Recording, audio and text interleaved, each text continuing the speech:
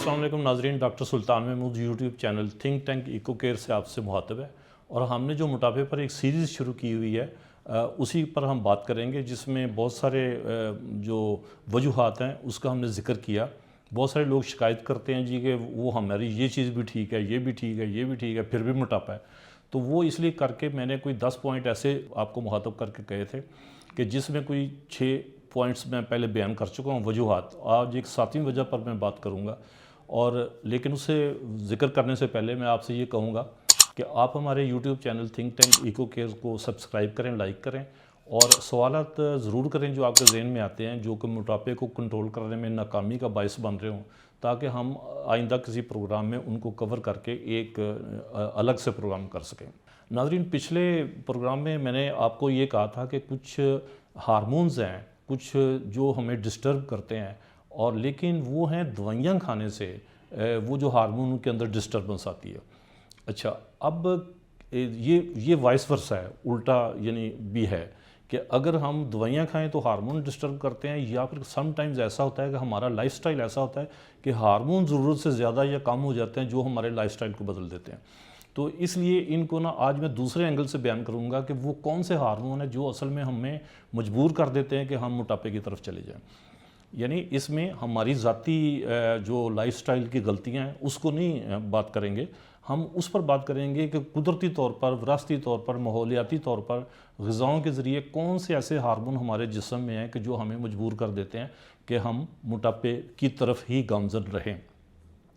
नाज़रीन, इस सारी गुफ्तगू को बहुत ज़्यादा टेक्निकल करने के बजाय मैं सिर्फ उन हार्मोन का बता देता हूँ। कोई 9 हार्मोन हैं जो मोटापे की वजह बनते हैं, और एक 10वां हार्मोन भी है कि जो ओवरऑल हमारे ग्रोथ प्रोसेस को, ग्रोथ हार्मोन जो है ना, वो उनको रेगुलेट भी करता है, क्योंकि ये हार्मोन इंडिपेंडेंट असर नहीं करते। 2 हार्मोन मिलकर काम करते हैं, फिर वो जब अपना काम करते करते पीक पर जाते हैं तो फिर दूसरा हार्मोन जो है ना, वो फीडबैक मैकेनिज्म कहते हैं, उसके तहत वो उठना शुरू हो जाता है और पहले वाला का लेवल नीचे होना शुरू हो जाता है। फिर एक ख़ास लेवल पर जाकर वो वाला जो है वो फीडबैक मैकेनिज्म आती है कि भाई अब काफ़ी हो गया, इसकी ज़्यादती इस तरफ होगी और ये कमी होगी, फिर ये बढ़ना शुरू हो जाता है और वो कम होना शुरू हो जाता है। तो ये जो फीडबैक मैकेनिज्म है ये बहुत ज़रूरी है हमारे निज़ाम के अंदर, लेकिन ये हमारे अमूमन कंट्रोल में नहीं होता। तो इसलिए ये हार्मोन खुद ही फिर डिसाइड करते हैं कि हमारे बॉडी का फंक्शन कैसा होना है, और हम उस तरफ चल पड़ते हैं। तो मैं जल्दी से ना वो उन 9 या 10 हार्मोन्स का नाम ले लेता हूँ जो हमें हमारी ज़िंदगी पर असरअंदाज होते हैं, लेकिन मैं उनको इज्तिमाई तौर पर बताऊँगा कि उनको फिर कंट्रोल करने का तरीका क्या है। नाज़रीन, आज हम चूँकि उन हार्मोन्स का ज़िक्र कर रहे हैं कि जो किसी वजह से, लाइफस्टाइल से या हमारे कुदरती जो मेटाबॉलिज्म है उसके साथ हमारे जिस्म में असरअंदाज होते हैं, जो हमारा इतना ज़्यादा उसमें कसूर नहीं होता, लेकिन उनके इम्पेक्ट हमारे ऊपर होते हैं और वो हमारी बॉडी को मोटापे की तरफ ले जा सकते हैं। अच्छा, उसमें हम इंसुलिन का ज़िक्र तो पहले भी करते रहे हैं और आज एक दफ़ा फिर करेंगे कि इंसुलिन जो है ना, असल में ग्लूकोज़ को कंट्रोल करने वाला होता है, और ये लबलबा जो हमारा पेंक्रियाज जिसे कहते हैं, वहाँ से कुदरत रिलीज़ करती है। जब हम खाना खाते हैं तो वो ग्लूकोज़ का लेवल जब बढ़ रहा होता है तो वो ये फिर निकलता है फीडबैक मैकेनिज्म के तहत, वो आकर उसको फिर एक जगह पर जाके लेवल कंट्रोल कर देता है। लेकिन जो ग्लूकोज़ को बढ़ा रहा होता है उसको ग्लूकोगॉन कहते हैं, वो भी वहीं से निकल रहा होता है। ये दूसरा हार्मोन है कि एक समझ लें कि भूख लगाने वाला है और दूसरा भूख मिटाने वाला है। अच्छा, ये जो है ना, ये फीडबैक मैकेनिज्म के साथ चलते हैं। इसमें अगर हम बाहर से कंट्रोल करना चाहें तो ये तकरीबन नामुमकिन हो जाते हैं। तो इसलिए मैं इनका जिक्र कर रहा था कि इनकी तरफ तवज्जो फिर क्या करनी है। एंड पर मैं आपको बता दूंगा कि इसकी क्या वजूहात हैं। इनको वजूहात तो मैंने बता दी, मतलब इसका इलाज क्या है। अच्छा, एक और हार्मोन है जिसको लेप्टिन कहते हैं। लेप्टिन जो है कि जब हम खाना खा रहे होते हैं ना, तो ये हमारा जो एक भूख का सेंटर होता है ना, जिसको स्टाइटी सेंटर कहते हैं।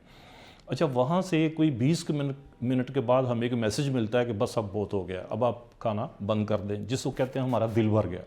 तो खैर, वो हमारे जो ओवर ईटर हैं वो उस पर अगर तवज्जो ना करें तो वो खाते चले जाएं, तो ये ख़तरनाक है। फिर इसलिए कि दिमाग ने कह दिया है कि अब आप मज़ीद ना खाएँ, मज़ीद कैलोरीज, फैट्स या प्रोटीन्स जो हैं उसकी अब जिस्म को शायद उतनी ज़रूरत नहीं है। ये फिल जो है ना, फिल मैदे में फिल जो है वो भी काफ़ी हो गया है। लेकिन अगर ना तवज्जो करें, खाते चले जाएं, तो ये मोटापे की बड़ी वजह है और ये बड़ी ख़तरनाक वजह है। तो इसलिए जब अंदर से मैसेज आए कि जी अब दिल भर गया तकरीबन, तो उसी वक्त खाना बंद कर दें, बल्कि हदीस शरीफ के मुताबिक उससे पहले बंद कर दें। थोड़ी सी अभी भूख बाकी हो तो बंद कर दें, तो फिर तो कोई बीमारी नहीं होगी। اچھا اسی کو الٹا جب کر دیتے ہیں تو یہ گلوکوگون اور یہ گریلن اور جیسے انسولین میں نے کہا کہ ان کے آپس میں ملتے جلتے جو اثرات ہیں، ایک اور ہارمون ہے وہ کارٹیسول ہے. اب کارٹیسول جو ہوتا ہے نا وہ سٹریس ہماری کنٹرول کرتا ہے. اچھا میں نے عرض پہلے بھی کیا تھا کہ سٹریس جو ہے ہونے سے ہم کھانا زیادہ کھا لیتے ہیں، پھر اس کو کنٹرول کرنے کے لیے یہ کارٹیسول ہے. اچھا اب کارٹیسول جو ہے نا جب اپنا اثر کرتے کرتے کسی خاص درجے پر جاتا ہے تو پھر ایک اعصاب اور دماغ کو کنٹرول کرنے والا ہارمون ہماری باڈی کے اندر ہوتا ہے، نیوروپیپٹائڈ اسے کہتے ہیں. تو وہ جو ہے نا ہمارے اعصاب کو کنٹرول کرتا ہے. اچھا اب یہ سارا میں بار بار نہیں یہ بتاؤں گا کہ یہ سب ہارمونز کا آپس میں تعلق ہے، یہ ایک پول ہے جس میں ایک ہارمون ایسے چلے گا تو دوسرے کے پر اثر چھوڑے گا، وہ الٹا چلے گا تو وہ اس پر اثر چھوڑے گا. تو اس لیے ان کا میں صرف ذکر کرتا اور فنکشن بتاتا چلا جاتا ہوں اور وہ بتا رہا ہوں. تو میں نے آپ کو ایک اور ہارمون بتانا ہے، وہ ہے پیپٹائڈ ہارمون جو ہوتے ہیں، یا اس کو ہم بعض کا CCK کہتے ہیں. وہ یہ ہے نا کہ ہماری فوڈ کے اندر جو پروٹینز ہوتی ہیں نا ان پروٹینز کو وہ آپ یوں سمجھیں کہ اس کا میٹابولزم کو چلاتا ہے. اچھا اب اس کے الٹا ایک اور آتا ہے PYY، وہ جو ہے نا وہ بھی آ کر ان چیزوں کو دیکھتا ہے کہ مختلف جگہوں پر جسم میں جو اثرات ہوتے ہیں نا ہمارے وہ کہاں کہاں ہو رہے ہیں، تو وہ کھانے کی ترکیب دیتا ہے. یعنی ایک کھانے کو روکتا ہے، دوسرا کھانے کی ترکیب دیتا ہے. اچھا یہ میں نے آپ کے سامنے 9 ہارمون کا ذکر کیا. ایک اور ہارمون ہے جو براہ راست موٹاپے پر اثر انداز نہیں ہے لیکن اس کو گروتھ ہارمون میں لیتے ہیں، وہ ہے ہمارے تھائرائڈ گلینڈ. یہ یہاں پر جو ہوتی ہیں ان گلینڈ سے جو ہارمون نکلتے ہیں نا جیسے تھائرکسین جسے کہتے ہیں وہ نکلتے ہیں، یا پیراتھائرکسین نکلتے ہیں. یہ 2 طرح کے ہوتے ہیں. تو وہ جو ہے نا وہ ہمارے ڈائریکٹ موٹاپے کو اس طرح ان کا تعلق بنتا ہے کہ اگر وہ سلو کام کر رہے ہیں تو ہمارا جو میٹابولزم ہے وہ سلو چلتا ہے اور پھر ہم کھا زیادہ لیتے ہیں اور ہم موٹے ہو جاتے ہیں. اگر یہ تیز چل رہے ہیں یعنی ضرورت سے زیادہ، میں سٹینڈرڈ سے اوپر کی بات کر رہا ہوں، سٹینڈرڈ سے تیز چلتے ہیں تو پھر یہ ہوتا ہے کہ بہت جلدی ہم کھانا بند کر دیتے ہیں. ابھی جسم کو ریکوائرمنٹ ہوتی ہے اور بہت سارے نیوٹرینٹس جو ہے نا اس کی ہم کمی کا شکار ہو جاتے ہیں. تو اس کو ایک اگر ماڈریٹ لیول پہ چلتا رہے جو اس کے سٹینڈرڈ مقرر کر دیے گئے ہیں تو اس کے مطابق پھر یہ ہوتا ہے کہ یہ سارے ہارمونز کے پول کو یہ کنٹرول کر لیتے ہیں اور پھر ہم ضرورت سے جب بڑھنے لگتے ہیں تو بھی ہم رک جاتے ہیں، جب ضرورت سے نیچے گرتے ہیں تب بھی ہم بچ جاتے ہیں. کس چیز سے بچ جاتے ہیں؟ کھانا کھانے سے. کس چیز سے بچ جاتے ہیں؟ سٹریس آنے سے. کس چیز سے بچ جاتے ہیں کہ ہمارا جو دل خراب ہونا، ابکائیاں آ جانی، یا کسی چیز کو سونگھ کر ہمارا جو ایک ذہن بنتا ہے کہ اب یہ چیز کھانی ہے کہ نہیں کھانی. کچھ چیزیں غذائیں ایسی ہیں ان کا رنگ دیکھ کر ہمیں پسند ہے تو ہم کھا لیتے ہیں، کئی دفعہ رنگ دیکھ کر ہمیں پسند نہیں آتا تو ہم نہیں کھاتے. تو یہ ساری چیزیں جو ہے نا یہ آپس میں انٹرلنک ہے. تو اس چیز میں اب آپ نے کیا کرنا ہے یہ تو میں یہ تو نہیں بتا سکتا اور نہ ہی آپ کر سکتے ہیں کہ جی ہم فلانے ہارمون کو کرنے کے لیے ہم یہ کریں اور فلاں. تو یہ تو 10 فنکشن کون کرے گا سارا دن بیٹھ کر یہی کام کرتا رہے. تو اس لیے بہترین اس کا جو طریقہ ہے وہ 3-4 پوائنٹ ہے، وہ آپ ذرا ذہن میں رکھیں. اور وہ کیا ہے کہ سب سے پہلے جیسے میں نے حدیث مبارکہ کا ذکر کر دیا کہ جب ابھی بھوک ہو تو کھانا بند کر دیں. تو یہ ایک ایسا تیر بہدف نسخہ ہے کہ جس کو آج ہزاروں سال گزرنے کے بعد بھی جس کے الٹا کوئی یعنی اس پر اعتراض نہیں اٹھا. تو زیادہ کھانے سے انسان جلدی مرتا ہے اور کم کھانے سے دیر تک زندہ رہتا ہے. یہ ایک بنیادی یہ بھی فلسفہ ہے، یہ ذہن میں رکھیں. تو جو کم کھانا ہے وہ دراصل اس چیز کی طرف اشارہ کر رہا ہے کہ جتنی آپ کو ضرورت ہے اس سے تھوڑا کم رکھیں. اچھا یہ ہر ایک کی کیٹیگری کے مطابق ہے. مثال کے طور پہ ایک سپورٹس مین ہے جس نے بھاگنا ہے، یا مزدور ہے جس نے بہت محنت کرنی ہے، تو اب وہ کہیں گی کہ وہ بھی اتنا ہی کم کھائے جتنا دوسرے کھا رہے ہیں. تو اس طرح نہیں ہے. ایک بالکل کوچ پوٹیٹو بنا ہوا ہے، ٹی وی کے سامنے 4 گھنٹے بیٹھا ہے یا لیپ ٹاپ پر 4 گھنٹے بیٹھا ہے، تو وہ اس کا ریکوائرمنٹ ڈیفرنٹ ہوتی ہے. یہ میں نے جیسے آپ سے عرض کیا کہ بھوک رکھ کے کھانا پہلا پوائنٹ. دوسرا ہے کہ ایکسرسائز مت بھولیں آپ. یہ ساری چیزوں کو اگر آپ کہیں کہ اچھا جی میں اچھی چیزیں کھاتا ہوں، میرے یہ بھی مسئلہ نہیں ہے، یہ بھی تو میں ایکسرسائز چھوڑ دوں نہ.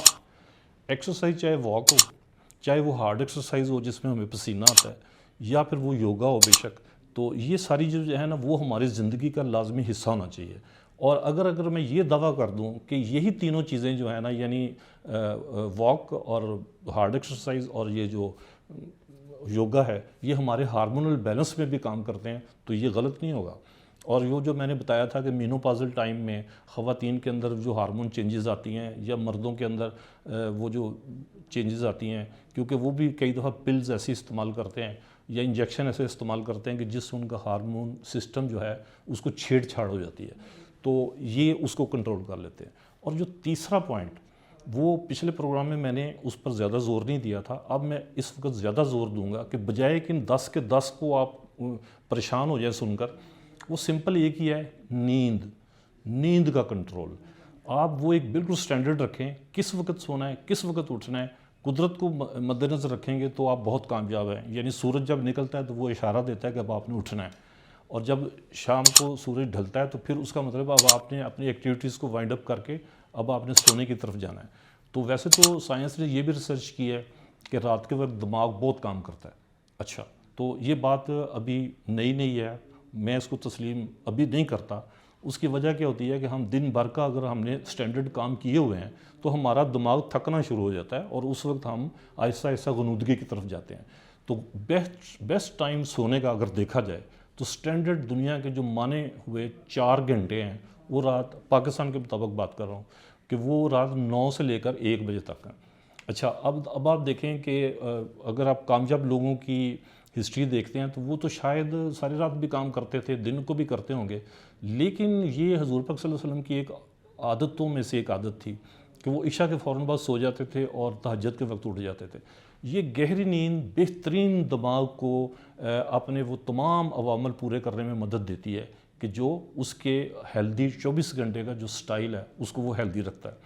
تو ہم نے پھر کیا ہے، مثبت سوچنا ایک ایڈیشنل چیز ہے، لیکن وہ بنیادی 3 جو چیزیں میں نے آپ سے عرض کی ہیں وہ اس پر آپ غور کریں، آپ سارے ہارمون انشاءاللہ خود ہی کنٹرول کر لیں گے، اور باری باری کسی کے اوپر توجہ کرنے کی ضرورت نہیں پڑے گی۔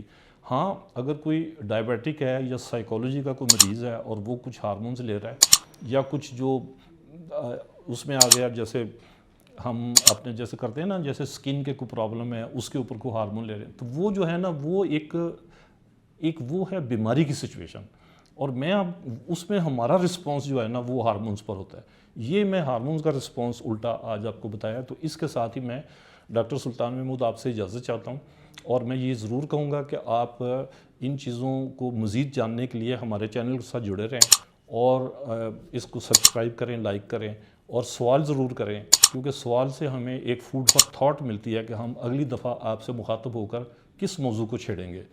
اللہ حافظ۔